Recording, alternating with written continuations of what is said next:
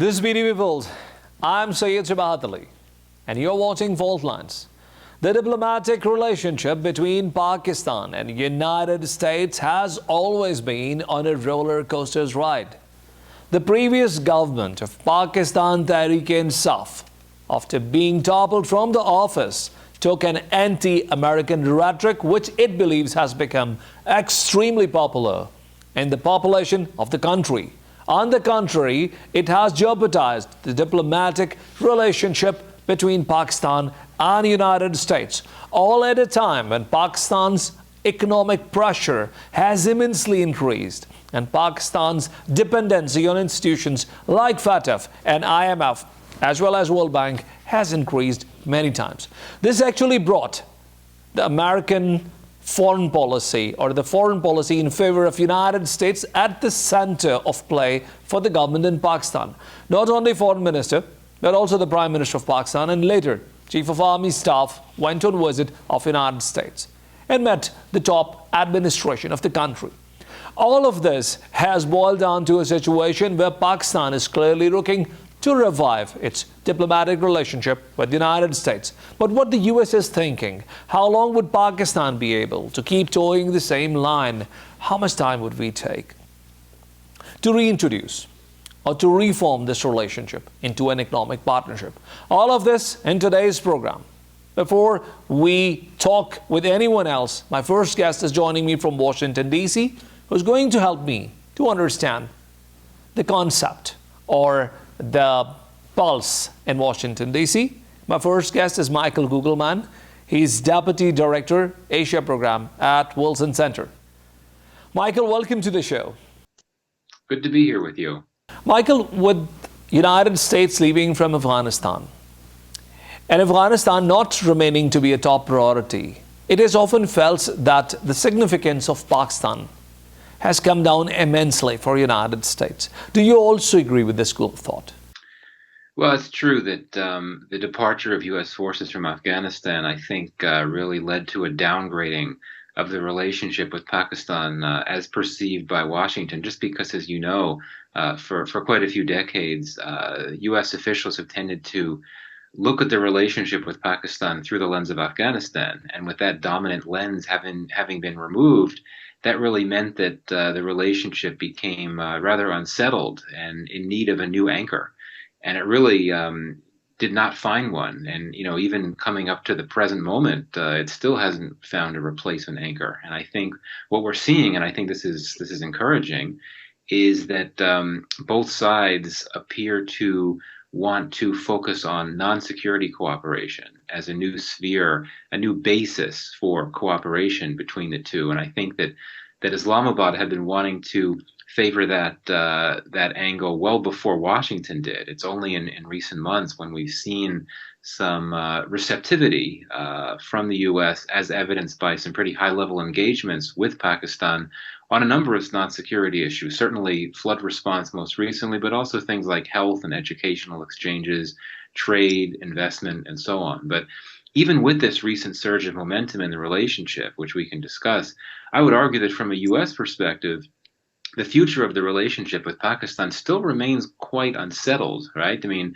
a lot of the discussions and engagements that we've had in recent months have been exploratory. I mean, you haven't had, a major new deal signed. There have been a few that have come across, but I would argue that it's still a relationship with a trajectory that's rather uncertain at this present moment. But Michael, do you believe that the anti-United States rhetoric adopted by Pakistan Tehreek-e-Insaf after being ousted from the office has become a major reason of discomfort in the United States? Well, I do think that the relationship with Pakistan was very difficult for the U.S. to move forward with Imran Khan in office, especially during the last period of his time in office. I mean, we did see during the earlier on when we saw the earlier periods of Prime Minister Khan's era, the relationship with the U.S. was actually quite good. When Donald Trump was president, you had Imran Khan make that visit to Washington. He had the meeting at the White House. He met with key leaders on Capitol Hill. That was a very successful visit. The relationship was good at that point, really because the U.S. was specifically looking to Pakistan and Imran Khan specifically to help bring the Taliban to the table to help kickstart talks between the U.S. and the Taliban, so that the U.S. could focus on withdrawing troops from Afghanistan. But indeed, when the Biden administration came into office and President Biden essentially endorsed Trump's move to get out of Afghanistan with the Doha Agreement, it was very difficult for the U.S. to find common ground with Pakistan, in great part because, as you suggest, the rhetoric from the PTI was not necessarily anti-American, but it was harshly anti-U.S. policy. And I will say that when Imran Khan responded to the Taliban takeover by saying that Afghanistan had released the shackles of slavery, that was not very well received in Washington at all. I will be very clear on that. But then, indeed, later, earlier this year, when Imran Khan started to accuse the U.S. of helping oust him, that clearly, I think, put the relationship in a very toxic space to a point where it really wasn't possible for U.S. officials to comfortably engage with the Imran Khan government. And it's only in recent months, since the new government in Pakistan took office, that you've seen this increase in high-level engagements between Washington and Islamabad. And Michael, are you appreciative of the way that the present government has taken the task? I mean, as soon as they got into the office, they started working on repair of relationship with the United States, which, at least from Pakistan, looks pretty evident. What's your take on it? Yeah, in part. I mean, the immediate messaging from Prime Minister Sharif and Foreign Minister Bhutto Zardari and others was that, we want to make the relationship with the U.S. work. I think that was very clear. But I think some of this has been by necessity. I think that certainly, this government in Pakistan wants to have a good relationship with the U.S. just for the sake of the relationship. But also, Pakistan needs a lot of help. It needs a lot of economic assistance. Obviously, it needs a lot of humanitarian assistance as it deals with its flood recovery. So I think that, Pakistan looks to the U.S. as an important partner in the immediate term because of the assistance that the U.S. would be potentially in a position to provide. And we've seen that already the U.S. has been very generous. It's provided about $60 million in assistance to Pakistan for flood relief. But I would think that Pakistan would hope that it could work out arrangements for more economic assistance from the U.S. And to be sure, Pakistan knows that the U.S. has a lot of influence over the major financial institutions, the World Bank and the IMF. And, these are very important entities for Pakistan, which seek support from them. So I think that we have to keep in mind that there could be a tactical, immediate-term goal on the part of Islamabad to strengthen relations with Washington for the sake of the relationship, but also because Pakistan really needs as much economic support it can get, and obviously the U.S. being a top donor and a very wealthy country for that sake has the capacity to provide the assistance that Pakistan seeks. To further add into this point, there is an important move that is being applauded in Pakistan. And it's a $450 million deal that the United States is apparently extending to Pakistan with regards to the F-16's maintenance cost. And this is being taken as a major leap into the relationship. And also, many say that this is because India is getting increasingly difficult of a strategic partner for the United States in the region. So it is perhaps time to balance out things with Pakistan as well. How do you comment on it? Yeah, I don't think that's the case. I think that the U.S. certainly wants to have workable, good relations with Pakistan, even as it continues to grow out the relationship with India. But I don't agree with this idea of the U.S. balancing Pakistan and India. I think that the days of hyphenation are over. The days when the U.S. would look at the relationships with Pakistan and India through an India-Pakistan lens, not through a U.S.-Pakistan and a U.S.-India lens. And I don't think that that policy has changed at all. I think that what we're seeing is that the U.S.-Pakistan relationship has experienced some boosts for reasons having nothing to do with India and a lot to do with the U.S. and Pakistan. On the one hand, after a gap of several years, there finally is a new formal U.S. ambassador back in Pakistan. And it's obviously easier to coordinate diplomacy and policy toward Pakistan when you have an ambassador on the ground. Also, as we've noted, the fact that there's a relatively new government in Pakistan that's appears to be much more keen to engage with Washington than the previous government was. And this government in Pakistan is very positive toward the U.S. and is not critical of U.S. policy in ways that the last government was. That has helped advance the relationship.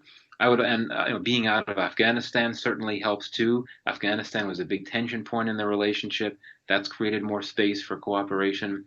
And also terrorism. Terrorism had long been a point of tension between the U.S. and Pakistan, but my sense is that Washington is essentially satisfied, so to speak, that its concerns about terrorism emanating from Pakistan have been addressed. And we know that Pakistan will, unless something crazy happens, very soon Pakistan will come off of the FATF gray list. They'll be removed from that list. So, a combination of bureaucratic things, a new ambassador in Pakistan, removal of tension points, Afghanistan, terrorism, that's helped move the relationship forward. And in terms of this deal, the F-16 deal, I mean, keep in mind it's proposed, it's not final. It would not involve sending any new F-16s to Pakistan. It would be equipment to refurbish existing craft. That's the first thing. My sense, though, is it is a head scratcher. Why would you have this deal when security aid to Pakistan has been suspended for several years? My sense is that, given the way this relationship functions, it's very transactional. My sense is that that deal came as a result of something that Pakistan may have promised to the U.S. or done to help advance U.S. security interests. Who knows what it could be, but, we have to look at what's happened in Afghanistan recently. Looking at what's happened in Ukraine recently, I mean, there's been some interesting reportage noting that Pakistan has actually been involved in efforts to provide ammunition supplies to the Ukrainian military. So, there's certain things that Pakistan may have done to help the U.S. that the U.S. appreciated, and the U.S. then decided that now would be the time to pull the trigger on this proposed deal. So I wouldn't read too much into the F-16 deal itself. It clearly is a notable step for the relationship, but it also could be seen as a quid pro quo between the U.S. and Pakistan. But Michael, I'm saying this because the United States' role with regards to the purchase of Russian oil is pretty evident. It's one of the major buyers. It has rather enhanced the purchase of Russian oil, and we so far have not seen the United States taking a very hard stance on it. So isn't it a very straightforward equation? Right. Yeah. The U.S. certainly is not happy with the position that India has taken. But my sense is that Washington's policy has changed. It's not trying to pressure India to take the U.S.'s side. It's not trying to press India to take a stronger position and call out Putin and essentially do what the U.S. is doing. The U.S. is not going to try to pressure India to stop importing Russian energy. I think the idea now is to play a longer game, so to speak, and try to convince India that over the long term, Russia will no longer be a viable security partner for India because, Russia is going to be cash-strapped, sanctioned, won't have the capacity to produce the type of weaponry that India has acquired from Russia historically. So I think that the U.S. position has changed, and you hear U.S. government officials calling out India like they used to. You don't hear U.S. officials saying that there could be consequences for India if it keeps importing Russian energy or arms. You don't hear that anymore. So, yeah, I mean, the U.S. is certainly unhappy about India's position on Russia-Ukraine, but I don't think I don't know if you're suggesting this or not, I don't think that means that the U.S. is going to use that unhappiness with India's position on Russia to then try to ramp up the relationship with Pakistan. I don't think that's the case at all. I think that there's a separation, a firewall between how the U.S. looks at what India is thinking and doing about Russia and how the U.S. decides to pursue its relationship with Pakistan. Two different issues, I think. The United States ambassador to Pakistan has also visited Azad Jammu and Kashmir, AJK. And we are quite excited about his visit. Don't you believe this will also discomfort India to a great extent? Yeah, I could certainly understand how the ambassador's visit to AJK would be perceived in Pakistan and in India, for that matter. But no, it's true that it's unusual for a U.S. ambassador to travel to Pakistan-administered Kashmir, but it actually has happened in the past, as I understand it. Not in recent years, for sure. It has happened in the past. may not have received a lot of media coverage, but as I understand it, we have had U.S. ambassadors going there. There's been U.S. investment in Pakistan-administered Kashmir. One of the things Ambassador Blome was doing when he was there recently was to check in on these projects to fund some educational institutions in the region and other things. So, the U.S. has invested in Pakistan-administered Kashmir. What I look at, my take on this visit is that it was essentially a goodwill gesture. The U.S. is looking for ways to signal to Pakistan that it's keen to move forward with the relationship and try to rebrand the relationship as something focused around non-security issues. The U.S. is not going to change its policy on Kashmir. It is not going to do that. But something else that it can do that I think that it knows will be received well in Pakistan is to engage with Pakistan-administered Kashmir by having the top U.S. official in Pakistan go there, spend a few days there, talking about how it could be used for people-to-people relations, talk about how it could be a part of non-security cooperation, and essentially use it to move the relationship forward and signify that the U.S. is committed to making things work with Pakistan. So that's my take, and it may be an unpopular view in Pakistan and beyond, but I think that we should attribute the motives for this visit by Ambassador Blome were purely driven by the U.S.-Pakistan relationship itself and a desire to signify that the U.S. is keen to move forward and get things back on track and show that there are ways of cooperating for reasons that go beyond considerations around Afghanistan or related matters. Michael, what are your thoughts about the recent visit of Chief of Army Staff, General Qamar Javed Bajwa, to Pentagon, and how was this received in the United States? Right. Well, I do think that the Army Chief and the U.S. government are on the same page on many levels. I mean, we've heard General Bajwa in recent months publicly state his desire for a good relationship with the U.S., and part of the reason he may have done that was to sort of separate himself from Imran Khan's view. But I think he genuinely wants to see the relationship succeed. And it was a successful visit. It was perceived as a successful visit here. It was very similar to previous visits by other Pakistani army chiefs. They tend to meet the same people, get the same type of treatment. The treatment that General Bajwa got at the Pentagon, that's typically the treatment that his predecessors have received here. Now, in the past, when General Kiani or General Sharif would come to the U.S., at those times there was more tensions in the relationship because oftentimes they had to have difficult discussions about the war in Afghanistan and was Pakistan siding with the Taliban and causing trouble for the U.S. Those are not the types of conversations that happened during this visit in the post-U.S. in Afghanistan era.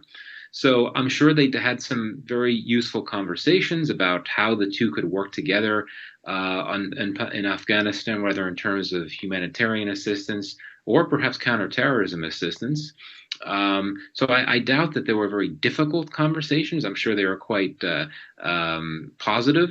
And I do think that General Bajwa, as he's nearing the end of his term, I assume that he was thinking about his legacy. And I imagine that one of his messages to his U.S. interlocutors that he wanted to make sure that he left the U.S.-Pakistan relationship in a good place so that it's in a position to be taken forward even more after he has stepped down. So, yeah, I think it was a very successful visit and was received very well by folks in D.C.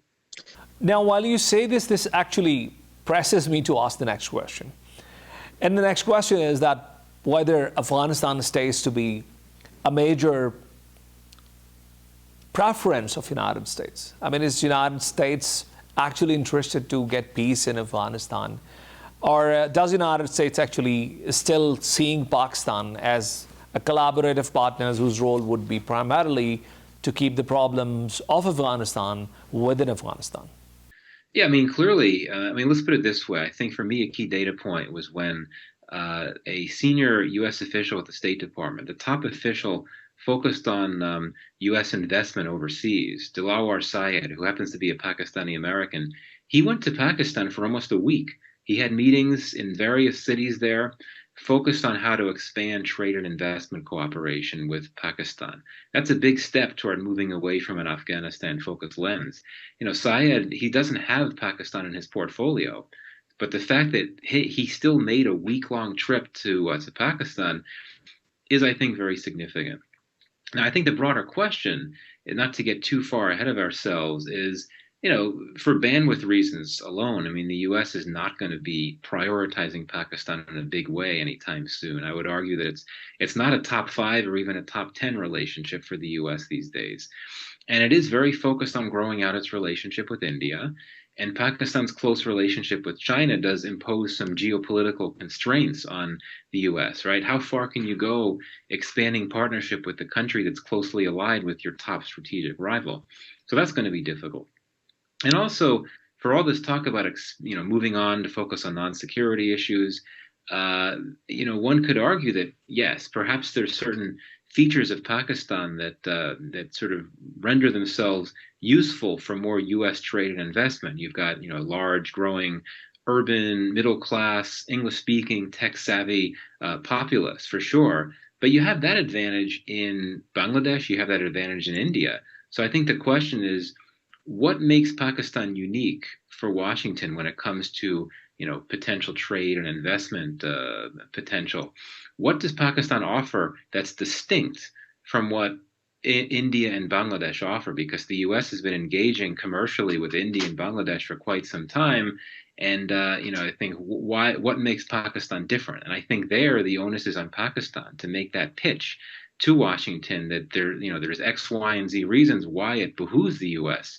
to really throw its weight around this idea of making Pakistan a key commercial partner, not a security partner, but a key commercial partner in South Asia. So I think that there'll be time for the two to engage on that, but I think that's a message or a pitch that Pakistan needs to make to the U.S. in the coming weeks and months. Thank you very much, Michael Kugelman, for being guest in our program today. Thank you. I appreciate you having me. Ladies and gentlemen, this was Michael Kugelman, and you just heard he has presented his point of view, which primarily is giving us a pulse of how Washington, D.C. is looking into, or how the environment is in Washington, D.C. with regards to the relationship with Pakistan. Now, it's very important to have the opinion from Pakistan side as well, for which I have requested Syed Muhammad Ali, who is international affairs analyst, and joining me on Skype. Ali, welcome to the show. Thank you so much. Ali, we just had a detailed conversation. I'm sure you must have heard all of the conversation that we had with Michael Kugelman. Now, he said an important thing towards that, and that is that Pakistan's relationship with the United States need to be actually redefined. Pakistan need to do a lot of effort to bring economics at play and to make it an economic-driven relationship instead of a security-driven relationship. How do you see that? Shabahat, I tend to agree with a mutually understood need of the present times that Pak-US relations are very critical, very significant, very important for both countries. But there is I think, long overdue need to diversify these relations beyond strategy and security.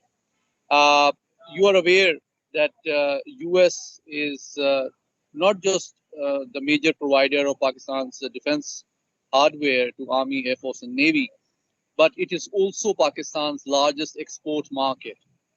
Secondly, because of the economic challenges, we expect US goodwill and influence to help Pakistan, particularly in the multilateral financial institutions like IMF and World Bank as well. So, and on international forums like United Nations Security Council, on several issues ranging from FATF to Kashmir, to peace and security, to Afghanistan, I think there are a range of issues on which Pakistan expects to retain Washington's goodwill. Well, Ali, allow me to cut you here. But while you are appreciative of the fact that this argument is quite rational in nature, do you see anything in the line of sight that Pakistan might be doing to reinvent this relationship? I think since the arrival of the new administration in Islamabad, there is a thought process afoot, which is based on the hope and the desire to repair and diversify this very important bilateral relationship. Because you're aware, some provocative and aggressive statements were made, which I'm sure shocked Washington as well, from the previous administration in Islamabad. And the new administration is more tactful, more mature, and more responsible, which is also expected not just in Washington but around the world as well. So this mature approach is supported by the recent high-level visits, ranging from the political leadership to also the military leadership. And you have also noticed that these visits were welcomed warmly in Washington, unlike the attitude shown towards the previous administration. So I think there is a reciprocity of intent and interest to improve and recalibrate these relations beyond security paradigm, but also to benefit. You see, the U.S. ambassador in Islamabad recently also visited Muzaffarabad, which is also very historic, because you see a number of U.S. congressmen also visited Kashmir recently. Ali, it is often said that United States' major discomfort with Pakistan is primarily because of the fact that Pakistan's bromance with China is increasing. So how can we convince United States that we are not part of any single camp? We are rather an independent country that draws its benefit out of the geography and trade and economic ties with both these countries. How can we convince the world about it? I think it's a very important question, Shabbat, because it is essential for me to clarify this misperception that Pakistan is available and is still willing to play in the camp politics at a time of an unstable world order. I think it is neither Pakistan's intent nor interest or capacity to be completely aligned with one pole against any other emerging or resurgent pole. For the simple reason that the nature of relations that Pakistan has with the US is remarkably different from what it has with Beijing or Moscow, or even for that matter, London and Paris. US is still the world's dominant superpower. It is the largest export market for Pakistan. We value its goodwill in international financial institutions. And Pakistan has a very vibrant and active diaspora in US as well, which provides a lasting anchor for good and balanced relations between the two countries.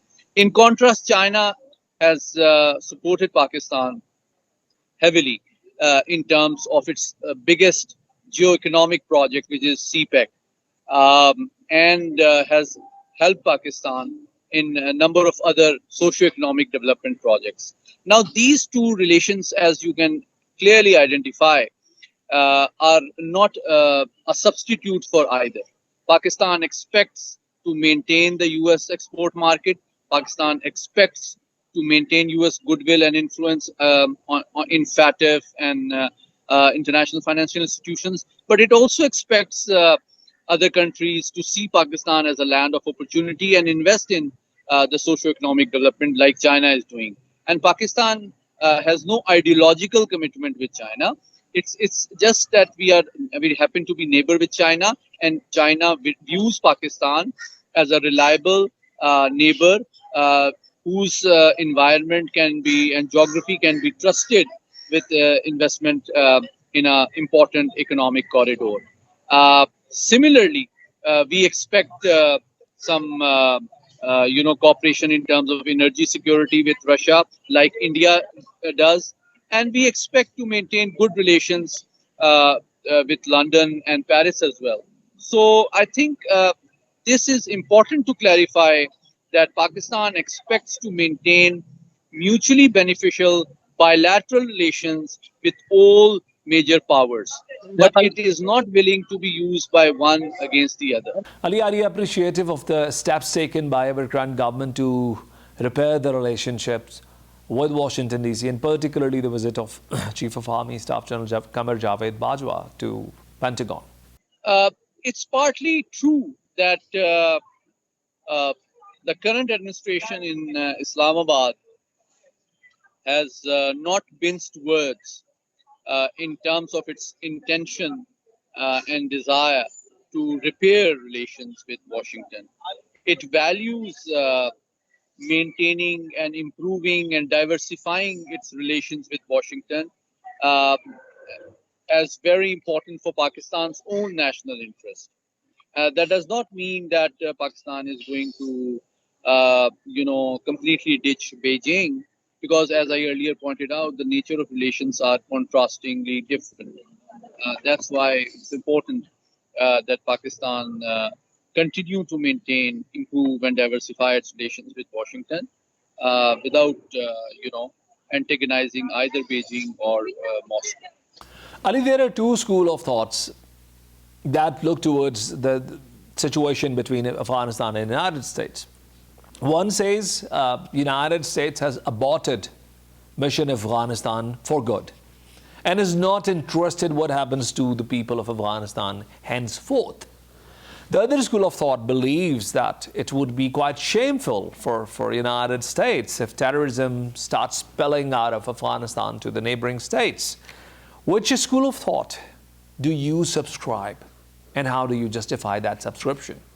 I think there's some logic in both thoughts, and allow me to say that Pakistan has invested heavily in its diplomacy spread over the last 15 months, trying to convince the world in general and the US in particular that maintaining stability, security, and helping the Afghan people, notwithstanding whoever is in power in Kabul, is not just in Pakistan's interest, it is also in the interest of regional security and stability and world peace as well. Secondly, Pakistan, in its own national interest, believes that if Afghanistan is unstable, insecure, then Pakistan has traditionally suffered the most its consequences. So, with this experience, this bitter experience, Pakistan not only wants to avoid, again, facing the consequences of instability and insecurity in Afghanistan, but also is urging other countries to help stabilize and secure Afghan society and allowing the Afghan people, not just government, to lead a normal, respectable, decent life like any other nation, so that there is no incentive for any extremist or terrorist organizations to exploit opportunity and space in Afghanistan. And the people of Afghanistan also see an incentive in their own interest to emerge as a stable, vibrant, and prosperous polity, which can contribute to not just regional but world peace and security. Ali, I was trying to ask Michael Kugelman if the relationship between the United States and India is primarily a reason why the United States has again realized that Pakistan is an important strategic partner. You just heard his response. Do you also believe that the relationship between India and United States is not going to be successful eventually and is going to bring Pakistan back into the equation far more powerfully than it is today? Thank you for asking this question. I think this is perhaps the most important question you've asked today. Because I think, to put it in a nutshell, I see the US South Asia policy also becoming more balanced and more mature and more careful than it has been in the recent years. And I think Islamabad should welcome it, because I think Washington is beginning to recognize the limits of Indian security commitment towards long-term US strategic interests and also beginning to doubt its commitment to the Western values.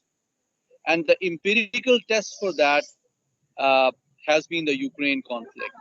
That despite being the pivot of the Indo-Pacific strategy of the United States, if India decides to abstain and not take sides in a conflict in which NATO, led by the US, expects at least the diplomatic support from New Delhi, and it was not forthcoming, then I think that Washington feels somewhat let down by Thank, New Delhi's uh, reluctance to be more forthcoming in its diplomatic support for the US foreign policy and strategic interests in this region.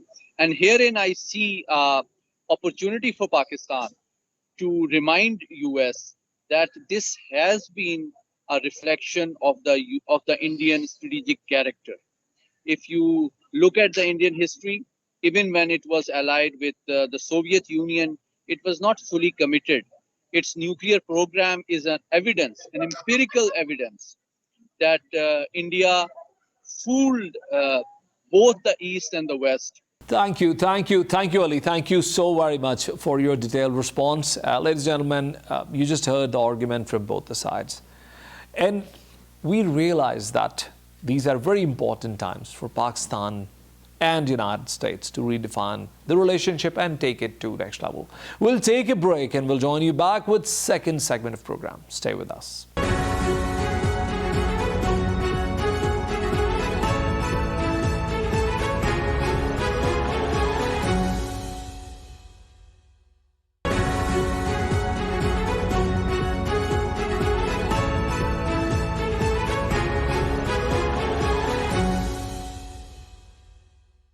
Welcome back. Ladies and gentlemen, one of the important events that have taken place during this week is a maritime agreement between Lebanon and Israel. Now, this agreement is with regards to the exploration of oil and gas from the open ocean, where both the countries have their own claims. And this was one of the long-standing disputes that both the countries have not been able to sort out in the past. Why is it so important at this very moment is an important question. And there are various reasons behind it. First and foremost reason is that there is no diplomatic relationship between the two sides. I mean, both the countries do not recognize each other and do not have their embassies as well. Second is the role of Hezbollah in Lebanon, which has a great political role, which has a great presence in the democratic structure of the country, and has not uttered a single word with regards to this development. Also, the fact that it apparently looks to be in line of many other events that have taken place to normalize the relationship between Israel and neighboring Arab states. To talk about this, I am joined by Professor Tim Anderson. Professor Tim Anderson is Director of Center of Counter-Hegemonic Studies, joining me from Sydney. Professor Tim Anderson, welcome to the show. Thank you very much. Professor, first thing first. So apparently both the sides have agreed on modalities of the deal and are about to finalize an agreement. How do you see this development, sir? Yes, it's unexpected that there seemed to be a draft agreement so quickly because, as you alluded to, the two sides do not recognize each other. Let's remember Israel has invaded Lebanon many, many times. It occupied Lebanon for many years. It still occupies part of Lebanese land, and the Lebanese state does not recognize the Israeli state. It regards it as occupied Palestine. So that's the first dilemma there, that really the borders are not clearly recognised, the land borders are not clearly recognised, and now there's to be an agreement over the sea and maritime resources. It's a difficult one. And in the middle, you have the United States of America pretending to be a mediator, but as everyone knows, the US is a key sponsor of the Israeli state, and the US is also imposing partial economic blockade measures against Lebanon because it doesn't like the government or the past composition of the government of Lebanon. So there are a lot of uncertainties in play here. But Professor, does it actually have a potential to solve the maritime problems or the maritime disputes between both the sides that both the sides have not been able to overcome for quite long? I don't think so, not really. As I said, it's surprising that there is this draft agreement. There are still a number of uncertainties there. And on the Lebanese side, there is still not a government, that is to say, after the last elections, which didn't really change the complexion of the forces within Lebanon. But Lebanon itself is a very weak state, and it was set up in a way as a sectarian state by the French, and it hasn't had a strong state. So it's difficult to imagine that there will be widespread agreement, unanimous agreement about this. There could be some serious contention there. And there's still the question of the agreement going through the Israeli state too. And the Israeli state has some divisions about this too. So as I said, there's a number of uncertainties still in the air. Now you said, Professor, you just said the governance you just pointed out the governance structure of Lebanon. I'm afraid many of the viewers of my program would not know how the governance structure works or the government structure works in Lebanon at the moment. Can you kindly shed a bit of light on the governance structure in Lebanon, please? Well, Lebanon and Syria and Palestine really at one time were one country, basically, and the people are still very close. But Syria fought the French for its independence, and the French, on the other hand, set up Lebanon as what they call a confessional state, which is to say that everyone is tagged with a religious sect, basically, and people vote to religious representatives. And there are conventions which say, for example, there must be a Sunni Muslim prime minister, there must be a Maronite Christian president, and the chair of the parliament should be a Shia Muslim, and so on and on. So it's set up in that sort of way. And the result is there's been a very weak state, not very strong public infrastructure. This is important when we come to talk about the question of revenue from gas and oil too, that there are a number of, let's say, communities with very rich patrons there, but in the middle, there is not really a strong unified state for the Lebanese people. This is just one of the historical consequences of how the state was set up in the 1940s. Professor Tim, do you believe that the economics is one of the major reasons why these developments, which according to you have not been finalized as yet, are taking place?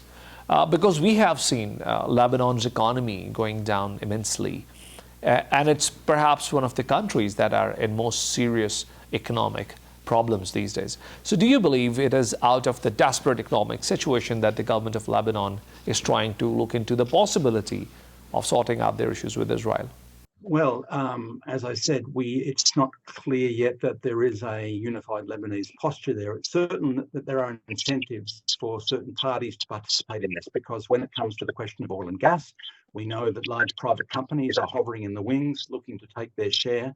And this is particularly problematic with a state like Lebanon, where you have large private operators, people who are very rich, and their companies are very rich, and very weak public infrastructure. So the benefits of infrastructural development, or let's say resource development, are typically not flowing down to the widespread population. But there's an incentive to participate in these sorts of talks now that it's clear that there are significant gas reserves in the Eastern Mediterranean. I might add this applies to Syria too, it applies to Turkey. It's something that's happening all in that part of the world at the moment. Professor, Biden administration has played a tremendous role to iron out the relationship between Israel and the other Arab states. I would not be naming any. And this is in continuation of what Donald Trump had started. So don't you see the United States' hand at play?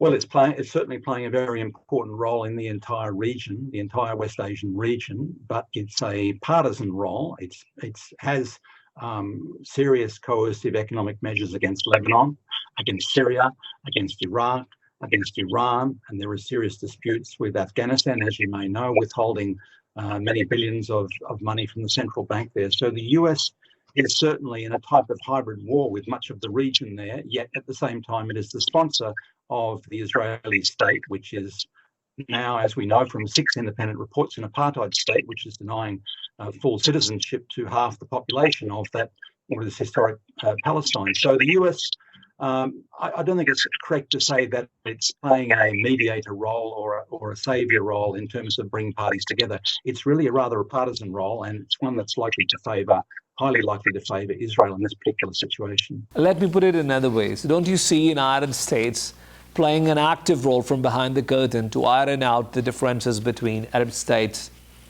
as well as between Arab states and Israel. But Professor, let me rephrase my question.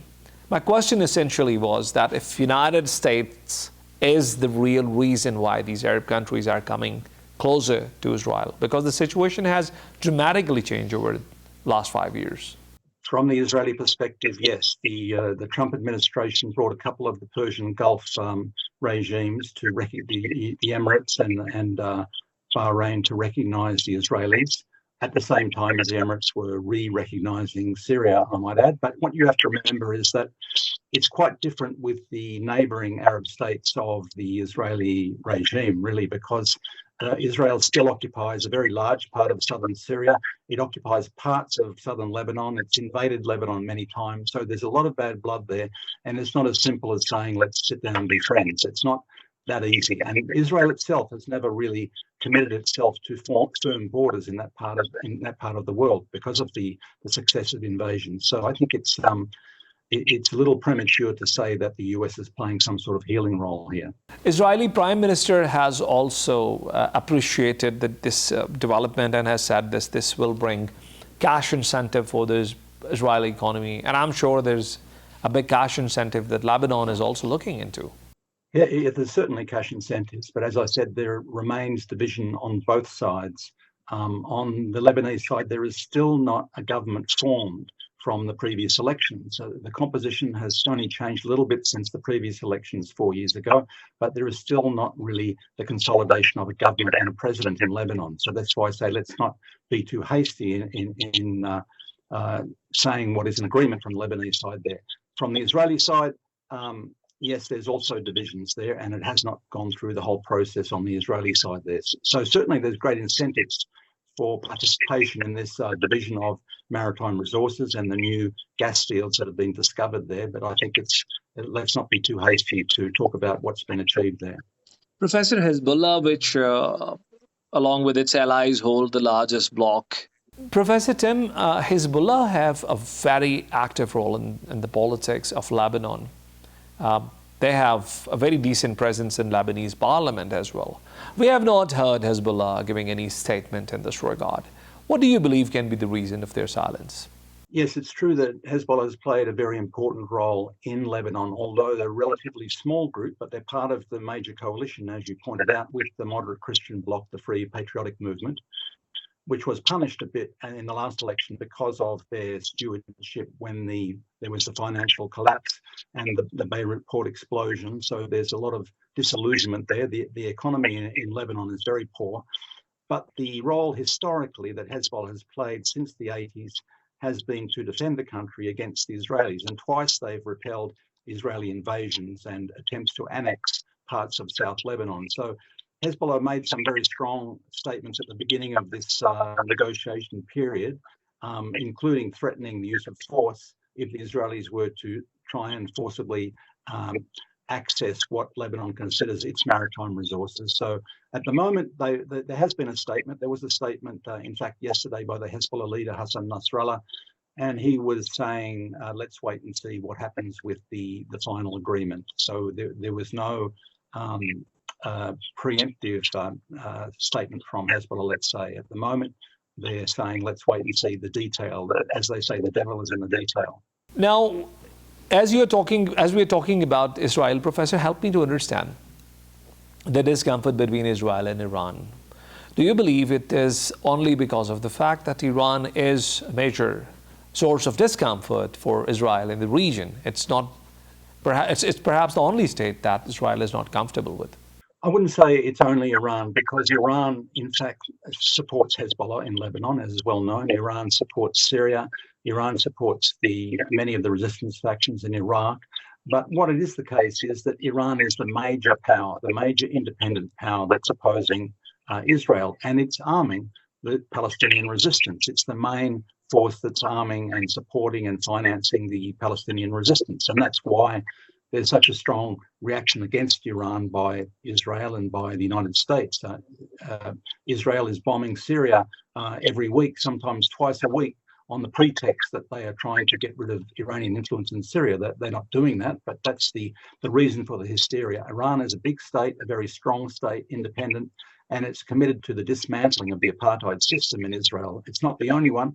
It's supporting Yemen, for example. It's supporting Palestinian resistance, the Lebanese resistance, Syria, Iraq. So there are other players there, but Iran is the most important one.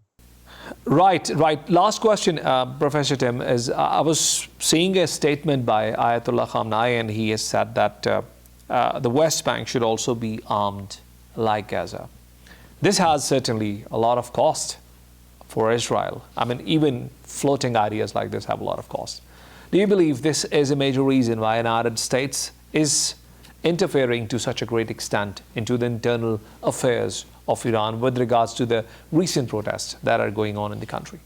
Yes, it's certainly the arming of the Palestinian resistance. And many people say they support Palestine, but it's only really Iran, Syria, and the Lebanese resistance that are openly arming the resistance so that they can defend themselves from the constant ethnic cleansing that's going on in Palestine. There are killings every day. There are young men who are throwing stones, sometimes shooting guns, and there's a constant low-level war going on there as the Israelis keep claiming Palestinian land. But the populations are about the same. The Jewish Israelis and the Palestinian Arabs are both about 6.5 to 7 million on both sides. One side doesn't have citizenship. So the Iranian-led coalition, you might say, supporting Palestine is certainly one of the reasons why the US is constantly targeting and trying to push for regime change in Iran. Thank you very much, Professor Tim Anderson, for being guest in my show. Very welcome. Ladies and gentlemen, the problems between other countries and Israel have not been sorted out completely. The people of Arabian Peninsula still do not have a lot of admiration or love or affection for Israel as a state. But nonetheless, the diplomatic relationship is increasing between Israel and its immediate neighborhood. And this deal is going to play a very important role if it goes through. We'll join you next week with another program. And until then, Allah Hafiz.